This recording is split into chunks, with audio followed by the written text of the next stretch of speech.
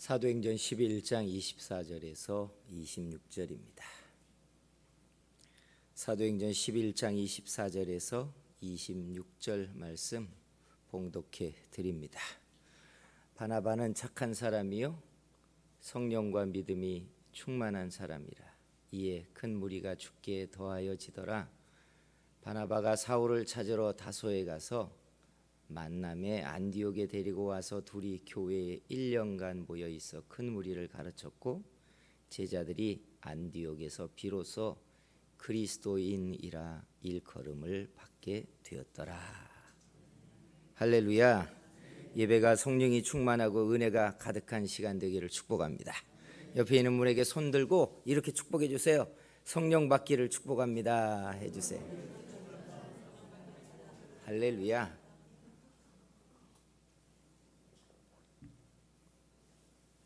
첫째를 낳으면 엄마를 더 많이 닮고, 둘째를 낳으면 아버지를 유전적으로 더 많이 닮는다고 합니다. 우리 주변에도 보면 이런 통계가 얼추 맞아 들어간다는 게 보이기 시작해요. 여러분들은 누구를 더 많이 닮으셨습니까? 내 생각에 나는 우리 아버지를 더 많이 닮았으면, 어머니를 더 닮았으면 할지 모르지만 놀랍게 이 비율이 조금씩 그렇게 기울어져 흘러간다는 사실입니다. 중요한 것은 유전의 뿌리가 같다 보니까 닮아간다는 거예요. 내가 좋아하지 않는 부모님이었어도 나이를 먹다 보면 내 부모님의 모습이 내게 나타난다는 걸 부정할 수 없어요. 부모와 우리 관계의 유전만 연결되어 있을 뿐만이 아니라, 예수 믿는 사람들은 신앙생활을 해가면 해갈수록 하나님 아버지 앞에 우리도 닮아간다는 사실 아십니까? 우리 엄마 아버지와 우리가 유전적으로 연결된 것처럼 우리도 하나님과 유전적으로 연결되어 있기 때문에 그래요. 예수님이 동정녀에게서 성령으로 잉태돼서 나셨잖아요. 우리가 어떻게 이 자리에 있는 줄 아십니까? 여러분, 우리가 이 자리에 있기까지 성경은 성령께서 각 사람을 불러 믿어지게 하고 성령으로 인치셨대요. 그래서 우리 안에 예수 그리스도의 영, 진리의 영이 거하기 때문에 양자의 영을 가지고 하나님을 아바, 아버지라고 부르게 되었다고 말해요. 그러니까 여러분, 내가 어떻게 예수 믿게 되었지? 내가 어떻게 교회 나가게 되었어? 라고 생각할지 모르지만, 이 땅에 우리 부모님이 우리를 낳아 기르시는 것처럼 하나님이 우리를 낳았고 성령이 말씀을 통해 우리를 기르고 있기 때문에 우리도 예수 그리스도를 닮아가게 되어 있습니다. 시작의 시간이 다르고 환경이 다르기 때문에 어떤 사람들은 많이 그리스도의 형상에 다가갔을 것이고, 어떤 사람들은 이제 간신히 예수 믿는 흉내를 내고 있는 사람처럼 보일지 모르지만 목적지는 똑같습니다. 성경은 우리가 그리스도의 형상에 이를 때까지 자라간다라고 말하고 있어요. 결국 닮아간다는 거예요. 그래서 성경은 우리에게 예수 그리스도 안에서 이제 너희가 형제요 자매라고 말합니다. 한 뿌리에서 났다는 거예요. 우리를 불러 믿어지게 하고 양자의 영을 주신 그 성령 안에서 우리가 똑같이 자라고 있기 때문에 결국은 예수 그리스도의 형상으로 비슷해져 간다는 거예요. 오늘 우리가 읽은 이 본문에 바로 그 기원이 되는 최초의 단어가 등장합니다.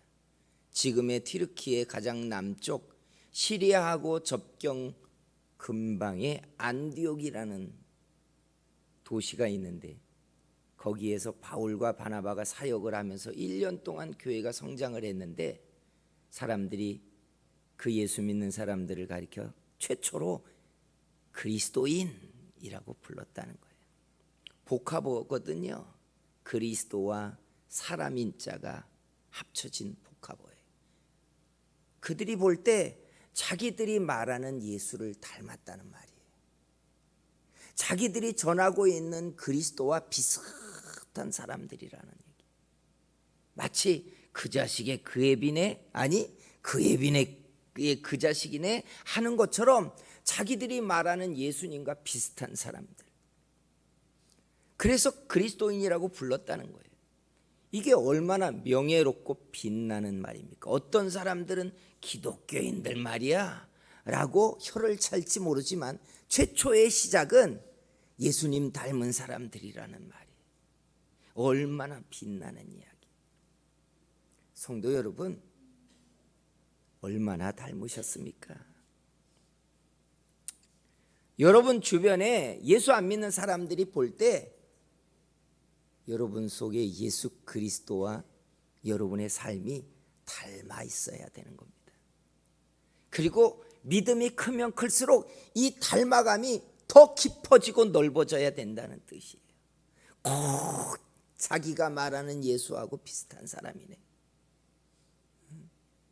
이게 성경이 말하는 열매에 대한 핵심입니다. 사랑하는 성도 여러분, 우리 부모님 닮아가지고 부모님의 습관대로 먹고 부모님의 습관대로 사는 그런 인생을 살고 있지만 본질적으로는 우리의 목적지는 예수 그리스도를 닮아가는 사람들. 이게 우리의 신앙의 목적. 오늘 한 걸음 또 닮아가는 저와 여러분 되기를 축복합니다. 그러면 뭐가 닮을까요? 우리 부모님 닮은 걸 가만히 보자 보면 닮은 꼭지들이 나오잖아요. 식성이 닮았어, 말투가 닮았어, 습관이 닮았어, 그놈의 성질머리가 닮았네, 아 똑똑한 머리가 닮았어. 꼭지들이 다 있잖아요. 무언가 특별한 꼭지. 멍청한 게 꼭지애비를 닮아가지고 이것도 꼭지잖아요. 그죠? 쟤는 공부하라고 강요할 필요가 없어. 왜? 딱 나거든요. 꼭지가 닮았다는 얘기를 하잖아요. 우리 여러분 믿음이 자라고 크면 뭐가 닮을까요? 도대체 그리스도의 형상에 이른다라고 하는 닮음이 뭘까? 이게 중요해요. 그 가장 첫 번째는 바로 성품이 닮아갑니다. 성품이에요. 우리 옛말에 몸이 100냥이면 눈이 99냥이라고 말했어요. 가치로 보자면 눈이 가장 가치가 있습니다. 이렇게 평가한 거잖아요. 사람의 가치를 논하자면 가장 중요한 가치가 성품입니다. 왜 성품이 중요한 줄 아세요? 실력과 능력은 시간이 지나면 사그라지고 쓰임이 끝나면 그의 몫이 끝나지만 성품은 죽을 때까지 평가를 받는 게 성품이에요. 성품이 뭐예요? 됨됨이와 품성이라는 이야기. 그 사람의 가치를 다 보여주는 게 성품이에요. 근데 하나님이 우리를 자라게 할 때 뭐가 자랄까? 아, 믿음이 커서 하늘 끝까지 올라가는 게 자라는 건가? 막 능력을 행하는 게 자라는 건가? 예수님처럼 바다와 바람과 파도를 꾸짖어 잔잔케 하는 능력이 닮아가는 건가? 근데 여러분, 이런 부분들로 사람들이 이런 이야기 저런 이야기 하지만 성경이 말하는 대로 보자면 우리가 닮아가는 가장 핵심은 그리스도의 품성이에요. 품성. 즉 내면이 닮아간다는 거예요. 내면이 닮아가는 게 정상입니다. 왜요? 예수 그리스도가 성령으로 잉태되고 성령으로 충만하고 성령에 붙들려 일하신 것처럼 우리 안에도 성령이 우리를 닮아가게 하고 있기 때문에 그래요. 믿으십니까? 같은 생각이 일어나고 같은 정신이 일어나고 같은 마음으로 살게 한다고요. 성령이. 그러면 예수님의 성품의 가장 핵심이 뭘까요? 추려본 적 있으세요? 예수님 닮는다라고 해서 어떤 분들은 머리를 쫙 길어가지고 예수님처럼 보이겠다고 성형을 한 남미의 어떤 사람도 있었어요. 예수님처럼 보여지고 싶다. 근데 예수님을 닮는 성품의 가장 핵심을 추리면 두 가지가 딱 나와요. 그게 뭐냐? 온유와 겸손입니다. 이게 가장 중요한 예수님의 성품의 핵심이에요. 뭐라고요? 온유와 겸손. 이거 여러분 오늘 눈을 좀 뜨셨으면 좋겠어요. 사람들은 온유와 겸손보다 뭘 더 원하는 줄 아세요? 능력을 원해요. 왜요? 능력은 사람들에게 효력을 발휘하고 결과를 내고 자기를 빛나게 하니까. 그러니 우리가 사는 세상에서 사람들의 평가에서 능력 있는 사람들이 다 성공하고 평가를 받으니까 다 능력 있는 사람 되기를 원해요. 그죠? 근데 볼까요? 하나님 나라에서 우리가 열매가 되는 게 은사와 능력으로 되나요? 아니에요. 이건 일꾼의 쓰임의 기능이에요. 기능으로 잘 쓰여졌다고 구원받나요? 아니에요. 성경은 일꾼들이 심판받는다고 이야기해요. 기능으로 평가받지 않아요. 열매의 가장 본질은요, 여러분 그리스도의 성품입니다. 성령의 9가지의 열매를 이야기할 때 거기에 한 가지도 능력과 관련된 게 없다는 거 아세요? 다 성품이에요. 사람들이 연단을 받는 이유가 능력이 강해지기 위하여 연단을 받는 게 아니라 성품 때문에 받는다는 사실을 주목했으면 좋겠어요. 다윗이 연단을 받기 시작할 때 능력이 적어서 연단 받은 줄 아십니까? 아니에요. 능력은 세상 꼭대기에 올라가 최고점을 찍을 때부터 연단이 시작돼요. 그러니까 능력을 더 갈고 닦으라고 연단 받은 게 아니에요. 뭐 때문에 받은 줄 아세요? 온유와 겸손의 항목 때문에 연단이 시작돼요. 모든 성도들이요, 연단이 시작되어지는 게 온유의 문제에 걸리고 겸손의 문제에 걸릴 때 연단이 시작된다는 사실을 아셔야 돼요.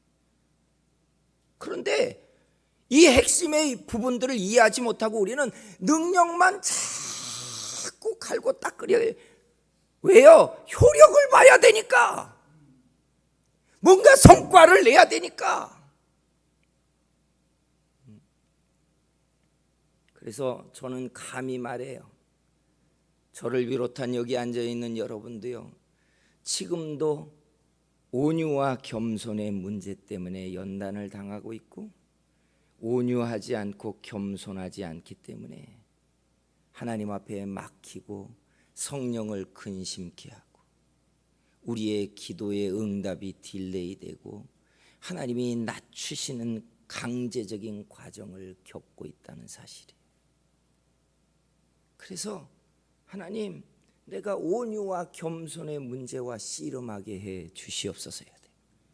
문제가 있어요. 왜 굳이 온유와 겸손입니까? 예수님의 성품과 능력의 핵심이 뭔지 아세요? 그는 창조주이시면서 겸손하신 분이에요. 심판하시는 주이신데 온유하세요. 세상은 안 그러잖아요. 우리를 가장 토하게 만든 여러분 마음에 거치는 게 뭐예요? 능력 있는 사람이 교만한 거잖아요. 실력 있는 사람들이 거만하게 말하고 행동하는 게 사람들의 제일 불편한 이야기잖아요. 돈이 있는 사람들이 자기의 돈 때문에 거만하게 행동하고 사람을 무례하게 대하는 게 사람들을 가장 불편하게 하잖아요. 실력 있는 건 좋은데 능력은 세상에 사람들의 유익을 끼치는 건 맞는데 능력 때문에 스스로 교만하게 거만하게 행동하는 것 때문에 사람들이 토악질을 할 정도로 싫어한다고요. 그래서요, 쓰여지고 버려지는 대부분의 사람들은 온유와 겸손의 문제에 걸려 넘어지는 거예요. 그래서 실력과 능력 있는 사람들이 깨어지고 연단을 받고 낮아지는 가장 큰 이유는 바로 온유에 걸릴 때예요. 온유하거라, 겸손하라고 낮아지는 문제의 연단을 계속 당해요. 포악하게 말하는 사람들이 포악하고 거만하게 말하고 난 다음에 성령에 걸려서 오래도록 하나님 앞에 근심의 문제를 만나고 있는 걸 부정할 수 없어요. 거만하게 눈을 뜨고 사람을 무례하게 대하고 난 다음에 스스로 자기의 심령이 불편해진 것 때문에 하나님 앞에 낮춤을 겪고 있는 과정은 정직하게 모든 사람에게 일어나는 일들이에요. 누가 실력이 있고 능력이 있다고 거만하고 포악하고 무례하게 행동한다면 그는 깨어지고 낮아지고 연단되어야 될 과정을 주구장창 남겨놓은 사람이에요. 사랑하는 성도 여러분, 예수님을 닮아가는 열매요, 완성이요, 온유와 겸손에 도달해야 합니다. 그러니 자기를 거울처럼 들여다보고 온유하지 않을 때마다, 겸손하지 않을 때마다, 거만한 말을 입 밖에 낼 때마다, 포악을 떨 때마다, 사람을 무례하게 행할 때, 대할 때마다 자기를 낮추고 겸손해지려고 씨름을 싸워야 되는 거예요.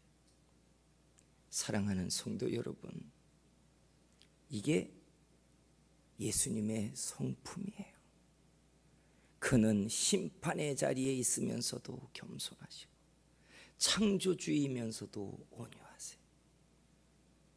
저는 대통령 선거를 얼마 앞에 남겨놓고 있지만 우리의 꿈과 환상을 좀 우리는 깨트릴 필요가 있어요. 내가 지지하는 사람이 대통령이 되면 우리의 나라가 복되고 행복한 세상이 열릴 것 같지만 여러분 착각을 좀 깼으면 좋겠어요. 세상에 여러분 대통령의 자리에만 올라가면 사람이 변질되고 초심과 달라지고 거만해지고 오만한 행사를 하는 이유가 뭡니까? 권력이 가지고 있는 그 독소가 사람을 거만하게 하는 거예요. 모든 사람들이 굽신거려주는 그 굽신거림에 사람이 망가지기 시작해요. 사람은요, 권력을 가지면서 겸손해질 능력 없어요. 큰 능력을 가졌는데 온유해질 만한 힘이 없다고요. 누굴 기다리십니까? 오해하지 말자고요.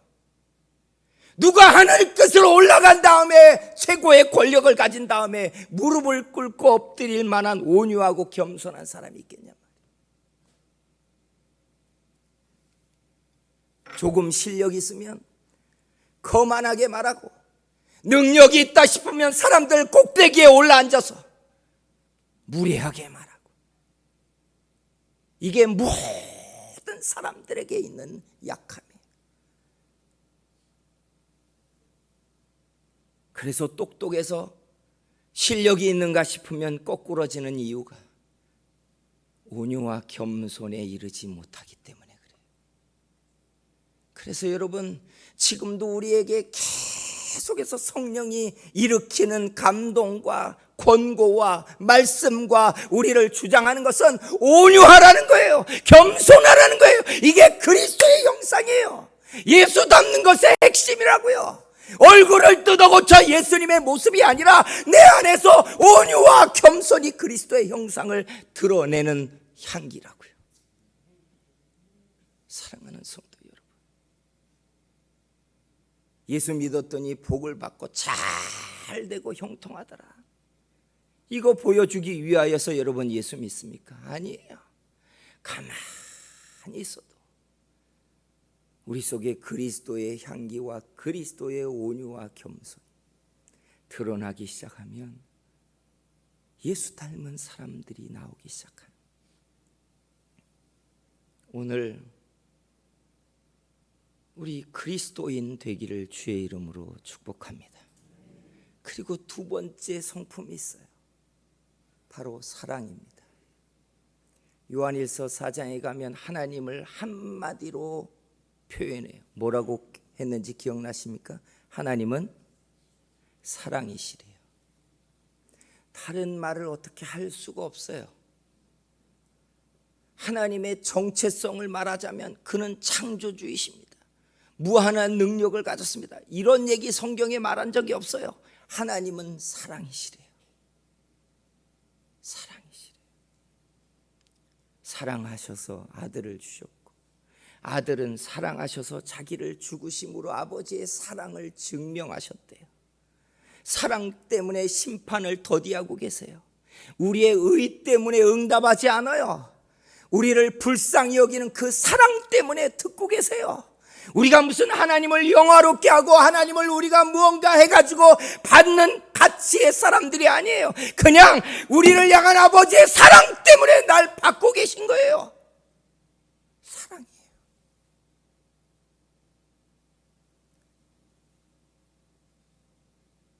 그러니 여러분, 성령이 우리를 예수님 닮아가게 하면 우리 속에도 이 사랑이 일어나게 되어 있어요. 사랑이 뭐예요? 고린도전서 13장의 사랑을 이렇게 표현해요. 사랑은 오래 참고, 사랑은 온유하고, 시기하지 않고, 불의를 기뻐하지 않고, 무례히 행하지 아니하고, 죄를 기뻐하지 아니하고, 진리를 기뻐하며 견디고 바라고 믿게 한대요. 이게 사랑이래요. 근데 여러분, 세상에서 우리가 배운 삶은 이런 거 아니잖아요. 철저하게 주고받는 것이고 가치에 따라 투자하는 것이고, 좋은 사람은 좋은 것이고 나쁜 사람은 나쁜 것이고, 누군가에게 손을 펼쳤다면 가치 때문에 한 것이고, 봐줬다면 할 만하니까 한 거고. 사랑이 아니에요. 사랑이 아니에요. 만약에 우리 속에 예수 그리스도의 영으로 인하여 우리 속에 하나님의 성품인 사랑이 일어나기 시작한다면, 사랑은 이렇게 우리를 만들게 돼 있어요. 아무 이유 없이 남의 짐을 짊어지고, 오래 참아주고, 봐주고, 견디고, 그 안에 하나님이 하시는 일들을 위하여 기뻐하고 즐거워하고. 이게 사랑이에요. 사랑하는 성도 여러분, 우리 진짜 그리스도인 되어야 합니다. 교회는 구석구석마다 다 있고, 비행기를 타고 내릴 때 되면 빨간 십자가가 온 세상을 뒤덮고 있는 대한민국을 보면서 얼마나 감사합니까? 그런데 우리도 알다시피 진짜 그리스도인들을 잘 보기 어렵다는 이야기. 예수님 닮은 사람들이 적은 거예요. 우리 닮아가기의 씨름을 싸우기를 소원합니다.